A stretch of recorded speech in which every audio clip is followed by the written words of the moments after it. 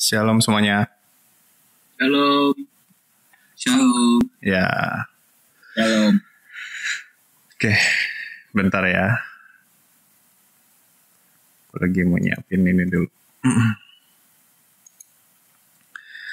Ya, untuk tema yang diberikan ke aku gitu ya. Ini ceritanya tentang menyembah ya, tentang penyembahan. Gimana kita belajar untuk menjadi penyembah yang benar gitu. Karena kita ini kan orang percaya, orang Kristen seringkali melakukan penyembah. Kalau istilah kata penyembahan tuh kayak identik dengan lagu yang kita lantunkan, yang kita nyanyikan, juga pujian, mungkin iringan musik yang luar biasa gitu. Tapi sebenarnya makna dari penyembahan itu jauh lebih dalam ya, lebih deep gitu loh, lebih keren lah gitu. Tidak hanya sekedar untuk ibadah doang atau pujian atau lagu lah yang dimainkan gitu, atau bahkan mungkin musik. Nah, sebenarnya kalau dipikir-pikir gitu ya, pengennya penyembahan itu sendiri, aku tuh pengennya tuh ketemu langsung gitu ya, tatap muka kalau ngomongin tentang ini. Terus minta pemain musik gitu ya, menyiapkan lagu, kan jauh lebih enak gitu kan ya. Tapi karena keadaan seperti ini, yang aku percaya bahwa ya Tuhan kita nggak terbatas. Tuhan kita tidak terbatas oleh ruang, waktu, dan tempat gitu. Jadi ya kita bisa belajar tentang hal ini, dalam hal ini, dan sekarang juga gitu. Walaupun online. Oke, judulnya tentu aku kasih judul ini menyembah dalam roh dan kebenaran gitu ya. Menyembah dalam roh dan kebenaran. Yuk kita buka Yohanes 4 ayat 21 sampai ke 24. Yohanes 4 ayat 21 sampai yang ke 24.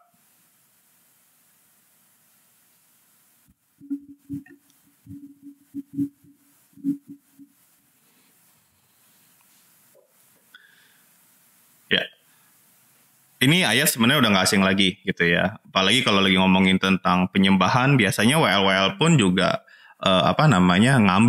ngambil ayat ini lalu kemudian dijadikan sebuah salah satu bahan materi untuk di dalam WL-nya itu sendiri gitu waktu lagi ngomong-ngomongnya.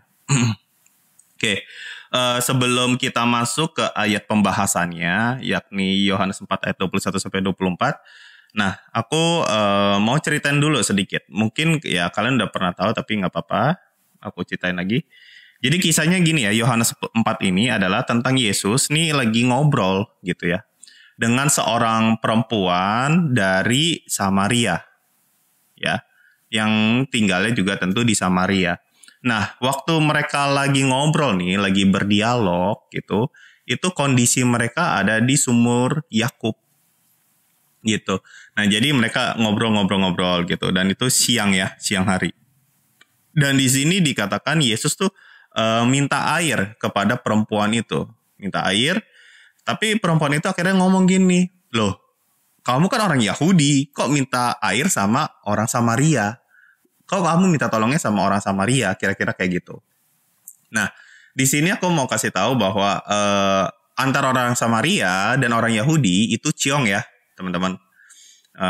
Kalau kalian udah sering dengar khotbah, harusnya sih udah ngeh tentang hal ini ya. Apalagi kalau aku suka menyinggung sih bagian yang ini. Orang Yahudi sama orang Samaria itu emang nggak akur gitu, emang sering berantem. Karena banyak hal, salah satunya yang paling terkenal karena Samaria kawin campur gitu. Jadi mereka menikah dengan orang yang bukan orang Yahudi. Nah, orang Yahudi sendiri ngerasa keturunan darah murni gitu loh. Jadi kayak gue paling suci nih gitu, lebih baik daripada orang Samaria. Makanya akhirnya mereka ada jarak gitu. Dan masih banyak lagi sejarah-sejarahnya. Nah, terus abis itu Tuhan Yesus nih menawarkan air hidup gitu kan ya. Katanya kan gini, barang siapa minum air ini tidak akan haus lagi gitu. Tuhan Yesus kan sempat ngomong gitu. Terus perempuan ini berpikir, Nih Yesus lagi ngomongin air beneran gitu kan ya. Tapi ternyata Yesus bukan lagi ngomongin air beneran, tapi lagi ngomongin tentang air hidup. Nah, karena perempuan ini mikirnya ya Yesus ini lagi ngomongin tentang air sesungguhnya yang kita biasa minum gitu kan ya. Nah, kemudian karena perempuan berpikir seperti itu, akhirnya perempuan ini bilang ya udah kasih saya air itu dong biar gue nggak haus lagi, kira-kira kayak gitu. Nah sebenarnya kan air hidup itu memang tidak bisa kita nggak akan haus lagi kalau kita bisa minum air hidup tersebut gitu kan ya. Nah tapi kan nyatanya bukan itu yang dimaksud. Gitu. Nah terus kemudian Yesus tuh nyuruh perempuan itu untuk memanggil suaminya gitu ya. Sebenarnya mungkin Yesus sengaja melakukan hal ini supaya tuh si perempuan ini sadar atas kesalahannya sehingga dia benar-benar mendapatkan air hidup yang Yesus maksud gitu. Nah makanya Yesus sengaja gitu ya nyuruh perempuan ini manggil suaminya. Udah panggil suami kamu gitu. Terus perempuan ini bilang, saya nggak punya suami gitu. Ya ini liar ya. Dia bilang saya nggak punya suami. Terus Yesus bilang, oh iya betul kamu tuh nggak punya suami. Maksudnya yang kamu katakan itu benar karena yang tinggal sekarang dengan kamu itu bukan suami kamu gitu.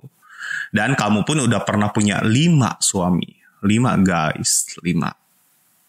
Biasanya cowok punya banyak istri gitu ya, poligami. Kalau ini kebalikannya gitu ya.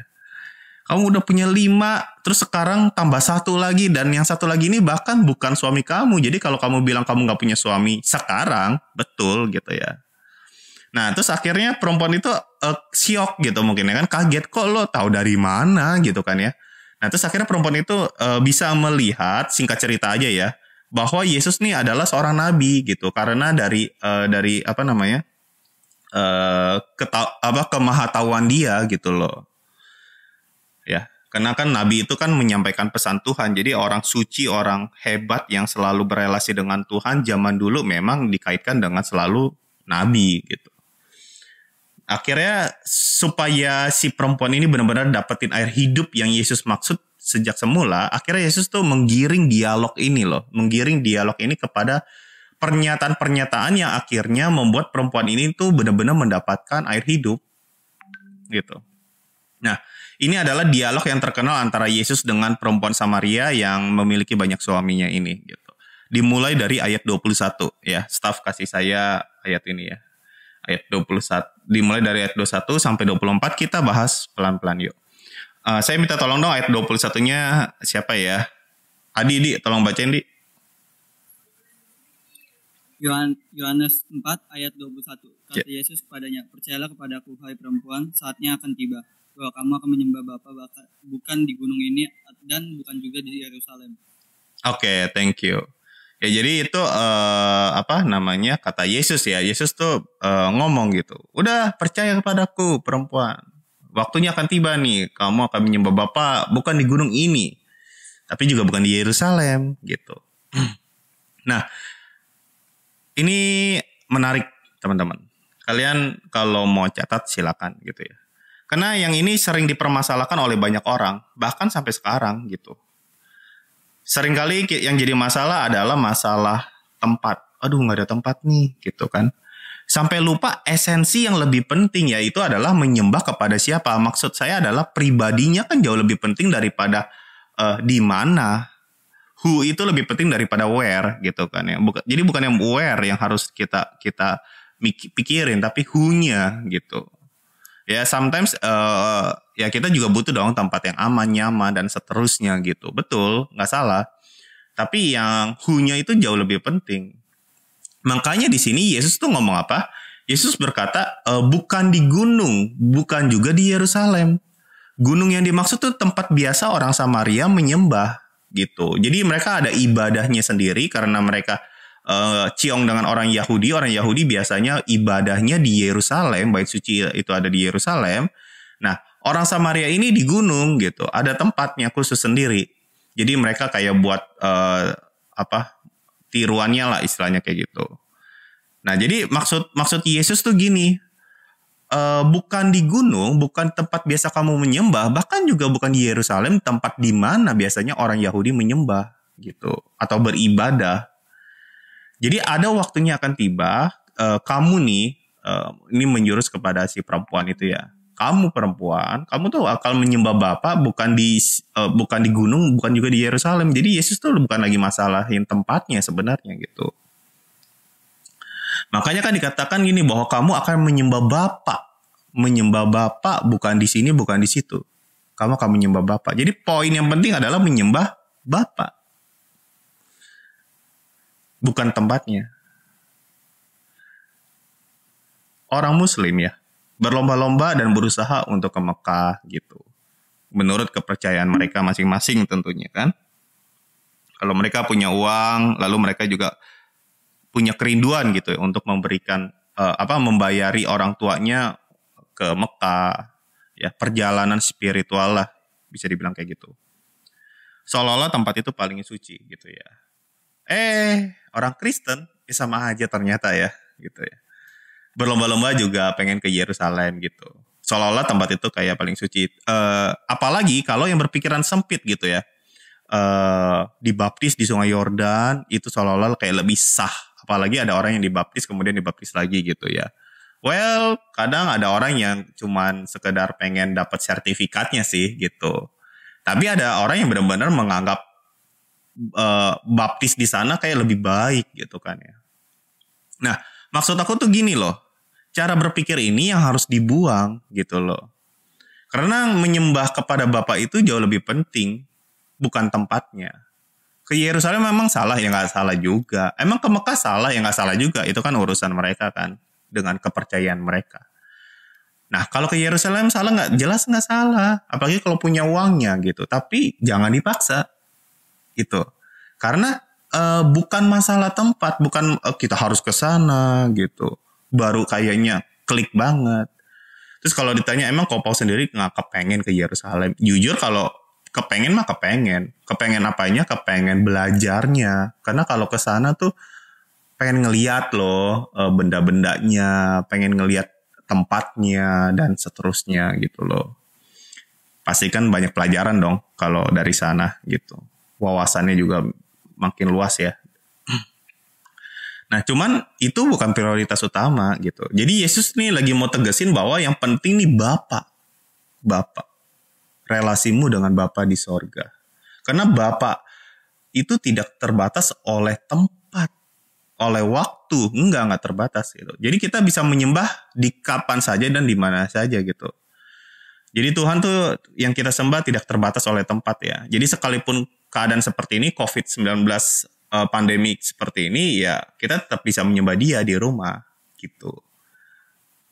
Jadi Tuhan kita tidak terbatas, itu membuktikan kemahaan Tuhan itu sendiri, kemahakuasaannya, omnipoten, dan Dia adalah Bapa di sorga gitu.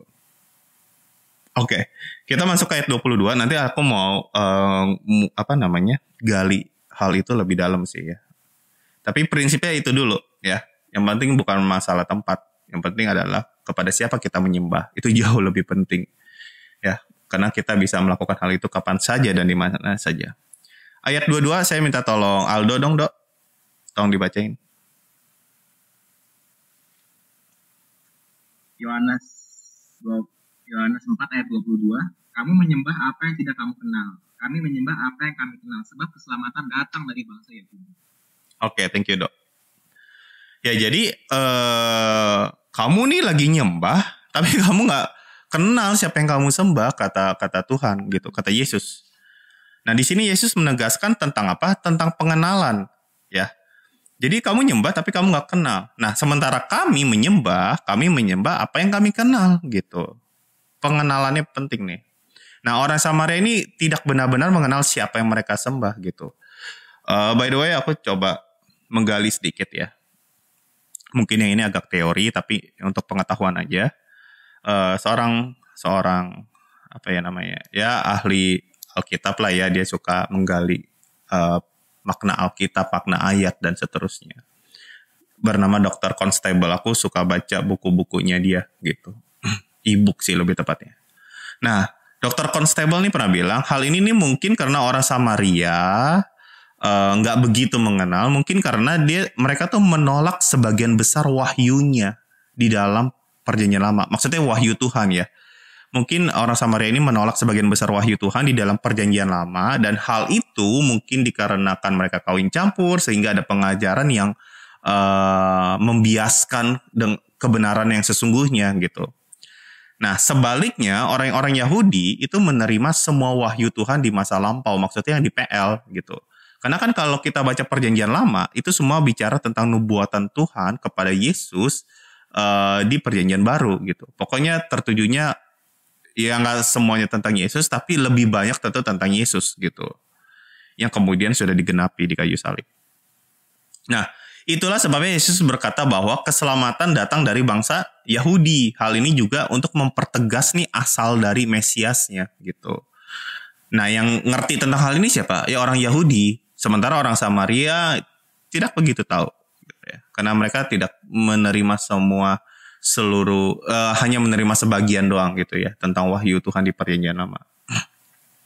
Tapi ini yang saya mau garis bawahi gitu ya. Kalau kamu nggak mau pusing tentang hal itu, ini yang saya mau garis bawahi, bahwa poin utama dari ayat ini adalah pengenalan akan Bapa. Ya, penyembahan tanpa pengenalan kayak bakal sia-sia juga. Kita memang perlu banyak belajar seperti perempuan Samaria ini gitu. Karena dengan belajar firman Tuhan, maka kita akan semakin mengenal siapa yang kita sembah. Penting loh mengenal siapa yang kita sembah. Jangan sampai kita nggak kenal gitu. That's why gunanya kita datang ke gereja, gunanya kita ikut youth, gunanya kita ikut worship from home seperti ini. Itu gunanya ibadah. Kita semakin tahu tentang dia, semakin mengenal dengan dia, dan waktu kita menyembah kayaknya plong gitu ya. Makanya gak heran banyak orang waktu lagi menyembah Tuhan, walaupun lagu pujiannya ada lagu cepat, bisa saja dia meneteskan air mata gitu. Karena ngerasain ada kedekatan dengan Bapa di sorga. Dan itu bisa aja loh. Nah, makanya Yesus tuh mau tegasin tentang hal ini.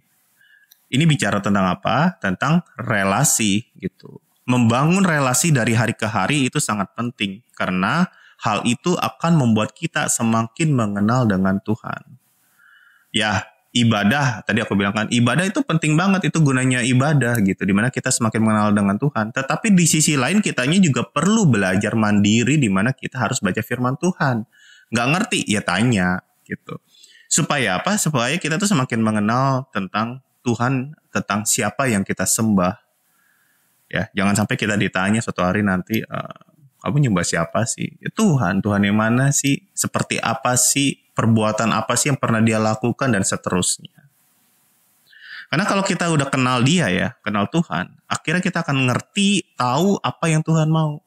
Nah kalau kita ngerti ya, percaya deh, pasti akan jadinya jatuh kayak gini. Kita akan ngerti kehendak Tuhan di dalam hidup kita. Kita akan ngerti apa yang boleh dilakukan dan apa yang tidak boleh dilakukan. Maka itu ada pertanyaan simpel kayak gini, kok boleh gak sih NATO? Kok boleh gak sih makan darah? Kok boleh gak sih begini begitu? Sebenarnya kalau kamu kenal Tuhan, kamu tahu Alkitab, kamu bisa jawab itu. Sesederhana itu. Gitu.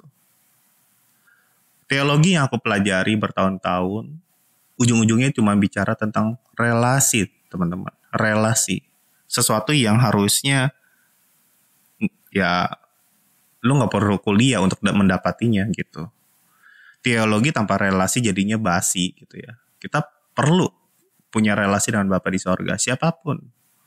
Mau dia pendeta, pelayan Tuhan, staff, siapapun. Jadi penyembahan itu bicara tentang relasi kita dengan Bapa di sorga. Ya, relasi kita makin kuat, kita semakin kenal. Semakin kenal, kita semakin mengerti kehendaknya. Wah, itu akan jauh lebih baik. Kalau kalian nyanyi, nyembah Tuhan dengan cara seperti itu, enak banget, benar-benar enak. Kayak ada damai gitu ya. Kalian gak perlu lagu yang indah, kalian gak perlu iringan musik yang merdu. Kalau kalian benar-benar kenal dengan Tuhan, kalian bangun relasi dengan Tuhan, kalian gak perlu itu semua. Kenapa? Karena kalian tuh udah bisa punya kedekatan tersendiri, punya hubungan pribadi gitu. Dan mungkin kalian bisa meneteskan air mata di saat penyembahan itu terjadi. Oke, jadi penyembahan tuh bicara tentang relasi, pengenalan kita akan Bapa dengan Bapa di sorga maksudku gitu. Oke, kemudian yuk ayat 23, ini ayat yang sudah sering diomongin. Yuk minta tolong Alfian, ayat 23 dong tolong. Oke, ayat 23 ya. 23. Yohanes 4 ayat 23. Tetapi saatnya akan datang dan sudah tiba sekarang bahwa penyembah-penyembah benar akan menyembah Bapa dalam roh dan kebenaran. Sebab Bapa menghendaki penyembah-penyembah demikian. Oke, thank you. Ya, penyembah dalam roh dan kebenaran, penyembah yang benar, ya. Kalau dalam bahasa Inggrisnya true worshiper ya, kayak nama tim pemuji pemusik ya, gereja gereja JPCC dulu. Namanya true worshiper gitu ya. Nah, penyembah sejati ini ya, penyembah yang benar ini adalah orang yang menyembah di dalam roh dan kebenaran. Oke, menyembah dalam roh dan kebenaran. Bukan orang yang bernyanyi di dalam roh dan kebenaran. Jadi menyembah itu tidak identik dengan nyanyian sebenarnya. Menyembah identik dengan relasi, itu baru benar. Menyembah identik dengan pengenalan akan dengan Bapa di sorga, itu baru benar gitu. Ya, jadi ngomong penyembahan tuh bukan ngomongin tentang lagu apa yang kita mau naikkan gitu, bukan, tapi tentang hubungan kita dengan Bapa di sorga. Nah, kalau kita ngomong penyembah sejati di sini kan dibilangnya apa? Penyembah yang benar gitu ya. Penyembah yang benar ini adalah orang yang menyembah di dalam roh dan kebenaran. Mari kita menyembah dalam roh dan kebenaran gitu. Biasanya worship leader ya mengucapkan hal tersebut. Nggak ada yang salah ya dengan hal itu, jika dilakukan dengan benar.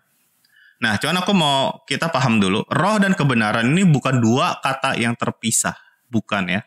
Tapi ini adalah satu kesatuan yang tidak bisa dipisah justru, gitu. Nah, tapi untuk memahaminya ya kita perlu pisah dulu, gitu kan ya. Tapi untuk melakukannya di dalam kehidupan kita sehari-hari, kita satuin lagi. Kira-kira kayak gitu. Jadi ini maksud aku, ini keduanya adalah harus dilakukan gitu. Kesatuan yang gak boleh dipisahkan. Seperti itu. Jadi penyembah yang benar adalah orang yang menyembah dalam roh dan kebenaran. Kita ngomongin makna dari kata rohnya deh. Ya. Makna dari kata roh. Roh ini hurufnya kecil ya. Berarti ini bukan lagi ngomongin tentang roh Tuhan. Tetapi ini bicara tentang roh kita sebagai manusia. Bagian manusia yang tidak kelihatan adalah roh gitu. Kan sejak semula waktu Tuhan menciptakan manusia, Tuhan menciptakan dari yang dari yang tidak ada menjadi ada gitu kan ya. Tapi waktu itu akhirnya manusia diciptakan dalam dua bagian, yang terlihat dan tidak terlihat. Yang terlihat adalah tubuh kita, jasmani, fisik yang kalian bisa lihat dengan kasat mata kalian. Tapi ada roh di dalam diri kita yang tidak terlihat itu. Yang kemudian kita bisa gabungkan dengan jiwa dan ada yang tubuh, jiwa dan roh dan seterusnya ya. Tapi aku mau fokus ke roh. Nah, roh ini berkaitan dengan pribadi manusia yang tidak terlihat ya. Berkaitan dengan pribadi manusia yang tidak terlihat. Jika kita disuruh menyembah dalam roh, jadi artinya apa? Yang terpenting adalah ya roh kita gitu. Bukan badan kita, bukan jasmani kita, bukan fisik kita, tapi roh kita yang harus benar-benar diperhatikan. Sama dengan Bapa yang adalah roh, dia tidak terbatas oleh waktu dan tempat. Jadi roh kita seharusnya pun juga tidak terbatas di dalam menyembah Bapa. Maksud aku, kita nggak harus di tempat tertentu seperti yang aku bilang tadi. Juga kita nggak harus di dalam waktu yang khusus. Kita bisa menyembah dia di kapan saja dan kapanpun kita mau gitu. Yang sering kali aku kasih contoh ekstrim adalah di saat kita mungkin pengen menyembah tapi nggak ada tempat, ya ke toilet gitu. Kalau kalian udah kerja atau kalian kalau kalian lagi di sekolah mungkin gitu kan ya. Atau cari ruang tertentu, ruang di mana kita tuh bisa menyendiri gitu. Bisa-bisa aja. Jadi maksud aku tuh tidak terbatas oleh ruang, waktu, dan tempat. Itu makna pertama tentang roh di dalam diri kita. Kenapa ngomongnya roh? Ya karena roh kita tidak terbatas gitu. Jadi nggak harus ke gereja dulu lalu baru kita menyembah Tuhan, ya enggak. Kita bisa ngelakuin itu kapan saja dan di mana saja. Itu loh, itu bicara tentang penyembahan gitu ya. Oke, itu roh. Nah, roh di sisi lain, paling nggak aku ada 3 hal yang ingin aku sampaikan dari kata roh ini. Hal kedua yang aku ingin sampaikan, roh itu juga bisa dikaitkan dengan hati, gitu ya. Jadi kan selain pribadi kita yang tidak terlihat, jadi kita bisa menyembah Tuhan di mana saja dan kapan saja. Roh juga bisa dikaitkan dengan hati. Ada yang berkata seperti itu. Jadi melihat hati kita, Tuhan melihat hati kita, bukan fisik, bukan tubuh, bukan jasmani kita, bukan pakaian kita, juga bukan sound system atau bukan multimedia yang keren. Enggak, Tuhan nggak ngelihat seperti itu. Tuhan melihat hati kita gimana pun juga. Bukan berarti kita salah memakai pakaian bagus, bukan berarti kita salah menggunakan peralatan yang canggih, gitu. Salah juga kalau kayak gitu, ya. Sometimes kita perlu extra mile, sometimes kita perlu do the best. Kalau kita bisa melakukan hal tersebut, ya kenapa enggak juga, gitu. Tapi bukan itu yang terpenting. Yang penting adalah hati kita di saat menyembah Tuhan. Yang terpenting adalah masalah hati kita. Karena ada orang yang nyembah Tuhan tapi hatinya masih penuh dengan dendam. Nah, maka itu perlu diberesin, ya. Waktu kita menyembah, jadi waktu kita nyembah Tuhan tuh enak gitu rasanya. Nyaman, aman gitu. Ada damai. Ada juga orang yang menyembah Tuhan, ya, tapi hatinya juga nggak beres. Ada yang memiliki niat hati jahat gitu. Makanya setiap hati kita ini perlu dibenahi. Makanya gak heran ada orang Kristen yang bisa bernyanyi dengan suara yang baik, memimpin dengan karisma yang luar biasa gitu, tapi hatinya belum tentu baik. Makanya hati ini penting gitu ya. Waktu kita menyembah Tuhan apalagi. Oke, yang ketiga yang bisa aku pelajari juga, yang aku pengen kasih ke kalian, bahwa roh ini juga berkaitan dengan kehidupan kita sehari-hari gitu. Karena ngomongin roh berarti ini ngomongin tentang daily activity gitu ya. Jadi tidak terbatas hanya saat jam ibadah saja. Ini masih kaitan, ini by the way berkaitan semuanya ya. Tidak terbatas hanya saat jam ibadah doang atau waktu sekolah, waktu bermain dan seterusnya. Kita bisa menyembah Tuhan kapan saja dan di mana saja, seperti itu. Jadi dalam kehidupan kita sehari-hari, waktu kita sekolah, waktu kita perjalanan menuju ke sekolah gitu, kita bisa connect dengan Bapa di sorga. Itulah sebabnya kita perlu jaga sikap kita sebagai orang percaya, baik di dalam perkataan maupun juga perbuatan gitu. Kan saya juga pernah bilang ya, kalau lidah tuh punya kuasa. Jadi hati-hati dengan apa yang kita ucapkan. Namun di sisi lain jangan pernah lupa bahwa apapun yang kita katakan, apapun yang kita ucapkan itu tuh doa gitu ya. Seringkali kita menggunakan kata sia-sia yang tidak pada tempatnya, sehingga akhirnya membuat kata tersebut untuk mengutuk seseorang gitu. Jadi hati-hati dengan apa yang kita ucapkan, hati-hati dengan lidah kita gitu. Lidah kita tuh doa, harusnya dipakai untuk menyembah Tuhan gitu ya. Harusnya dilakukan untuk bersyukur gitu kepada Tuhan. Jadi balik ke sini adalah roh ini selalu berkaitan dengan kehidupan kita sehari-hari. Jadi penyembahan tuh bukan saat di jam ibadah tok, bukan, tetapi penyembahan kita lakukan di mana saja dan kapan saja. Waktu sekolah, waktu main, waktu kapanpun itu. Ya, makanya itulah sebabnya kita firman Tuhan berkata menyembah dalam roh dan kebenaran. Seperti itu. Ya, lalu kemudian makna dari kata kebenaran ini adalah ya Yesus itu sendiri. Karena kan firman Tuhan juga bilang apa? Yesus adalah I am the way, the truth, and the life. Aku jalan, kebenaran, dan hidup. Jadi kalau ngomongin tentang kebenaran, itu tuh lagi ngomongin tentang Yesus itu sendiri. Sehingga akhirnya hidup kita harusnya selaras sesuai dengan apa yang Yesus mau gitu. Seperti yang pernah Dia ajarkan di dalam Alkitab. Nah, dengan kata lain apa? Standar hidup kita harus sesuai dengan apa yang Yesus mau. tentu butuh proses di dalam hal ini, nggak gampang gitu kan ya. Ya prinsipnya seperti inilah, sikap sehari-hari kita tuh benar-benar harus selaras ya. Selaras dengan apa yang Yesus lakukan di dalam firman Tuhan. Ya nggak gampang karena standar Yesus tuh bisa dibilang tinggi ya.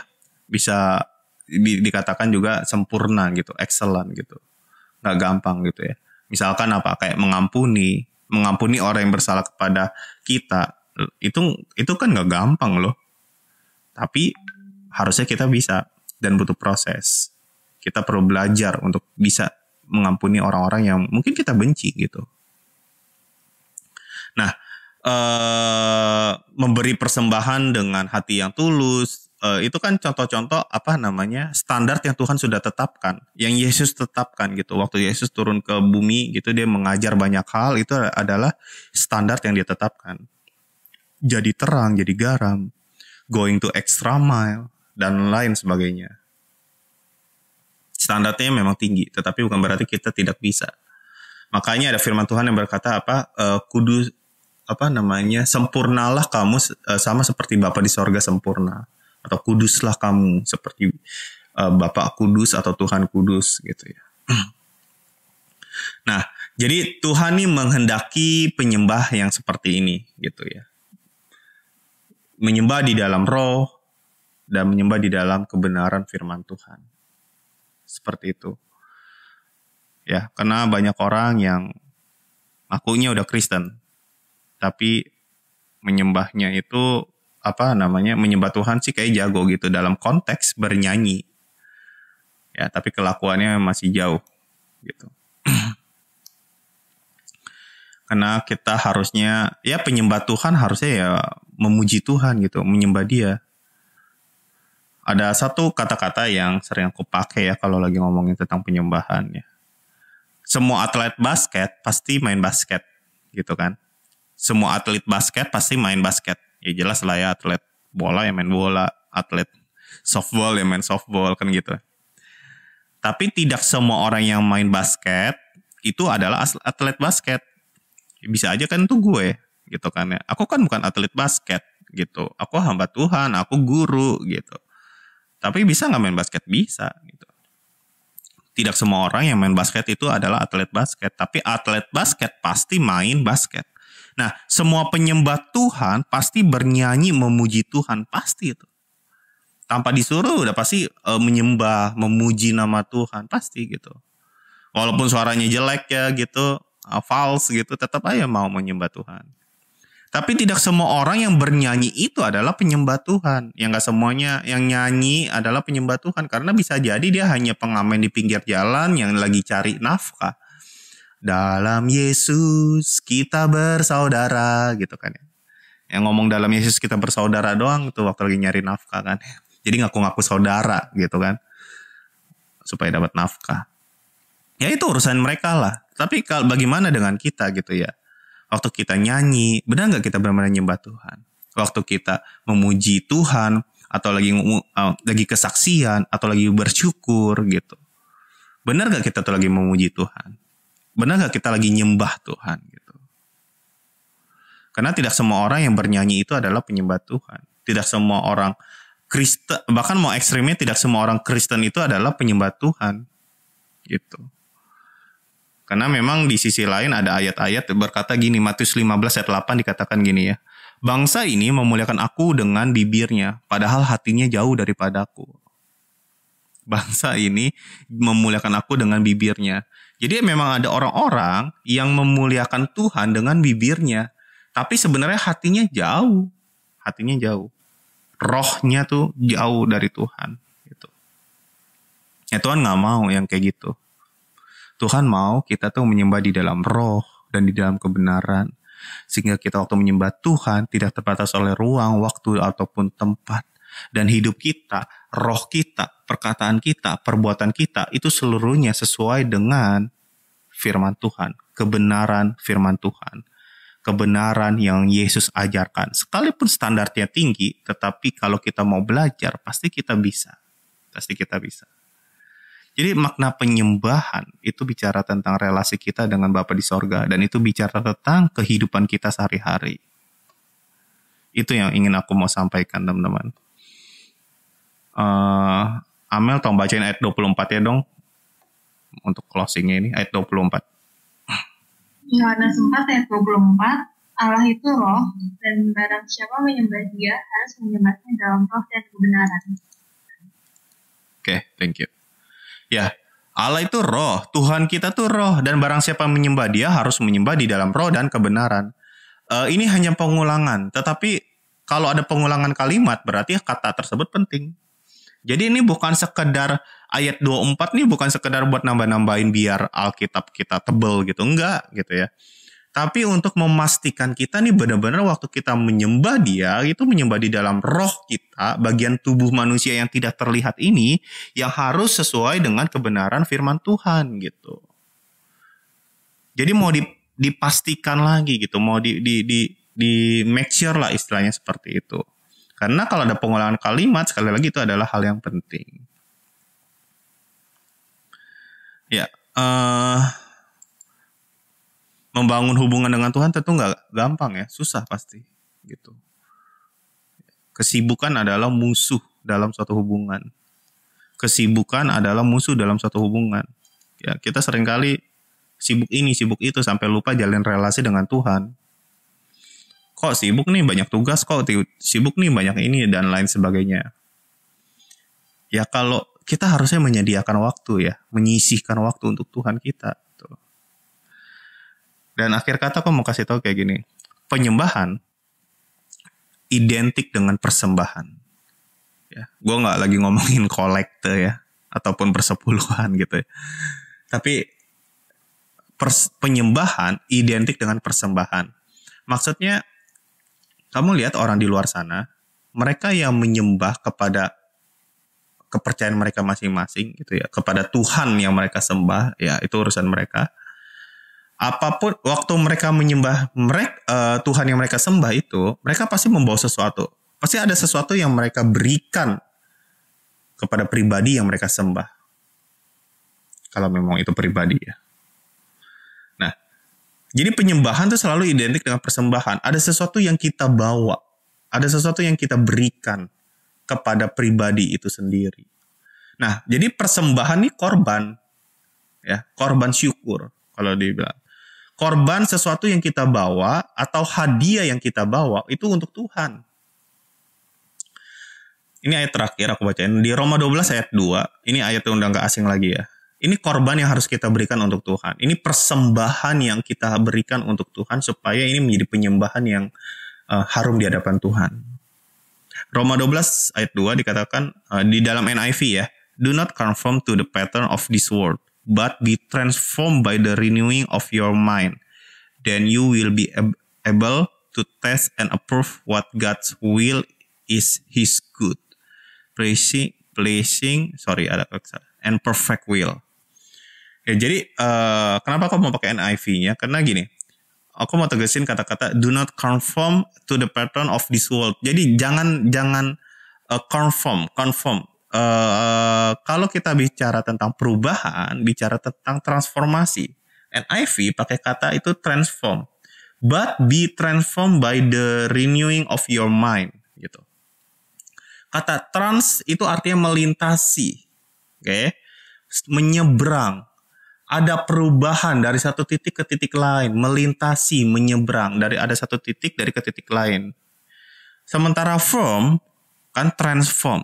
Form itu sendiri adalah bentuk, kayak film Transformer gitu kan ada perubahan bentuk kan, dari mobil ke robot ke mobil dan seterusnya.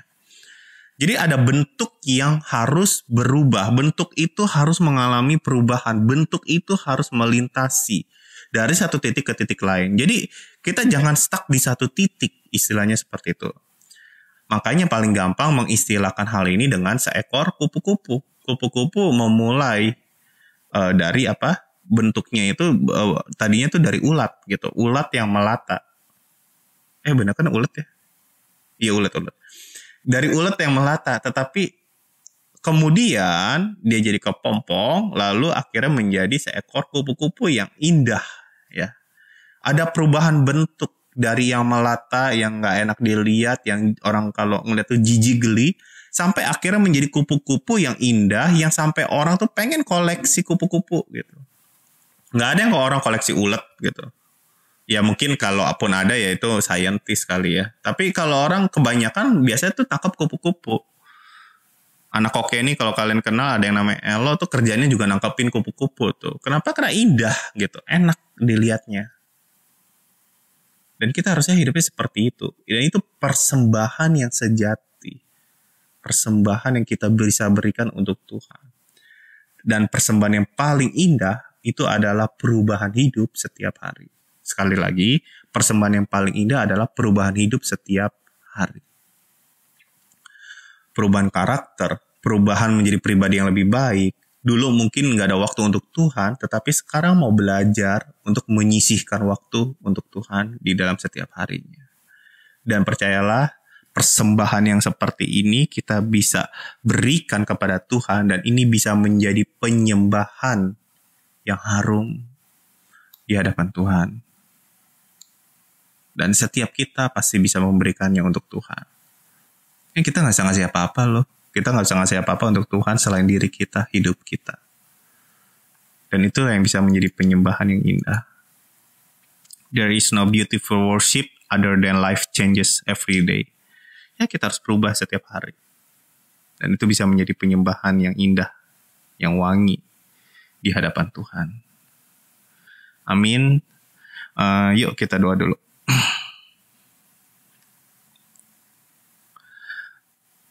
Tuhan Yesus, terima kasih untuk hari ini Tuhan. Hamba-Mu bicara tentang penyembahan, menyembah dalam roh dan kebenaran sesuai dengan konteks Yohanes 4 ya Tuhan, ayat 21-24. Kau tolong ya Tuhan, mungkin banyak teori, mungkin banyak kata-kata ya Tuhan. Tetapi biarlah kami juga mau melakukan dalam kehidupan kami sehari-hari. Tidak hanya kami dengar, tidak hanya menjadi pendengar yang baik, tetapi kami mau menjadi pelaku firman-Mu yang baik juga ya Tuhan Yesus. Terima kasih ya Bapak. Kau tolong ampuni kami kalau kami dalam menyembah Engkau seringkali kami masih salah karena sikap hidup kami tidak sesuai dengan kehendak-Mu, tidak sesuai dengan kebenaran firman Tuhan.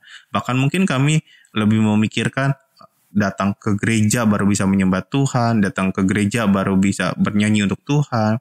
Sementara padahal kami bisa melakukan hal itu kapan saja dan di mana saja. Kau tolong didik kami ya Tuhan selagi kami masih muda supaya kami bisa menyembah kepada Engkau lebih lagi ya Tuhan. Dan yang terutama, biarlah penyembahan kami pun bisa menjadi wangi dan kami mau bangun relasi dengan Engkau dari hari ke hari ya Tuhan Yesus. Sehingga kami memiliki perubahan karakter yang baik. Di dalam nama Yesus kami sudah berdoa. Kau tolong ya Tuhan, hamba-Mu berhenti berbicara, tetapi biarlah Roh Kudus terus mendidik kami di dalam jalan kebenaran firman-Mu. Dalam nama Yesus kami sudah berdoa. Amin. Amin. Thank you Bapak atas pelayanannya. Amin. God bless.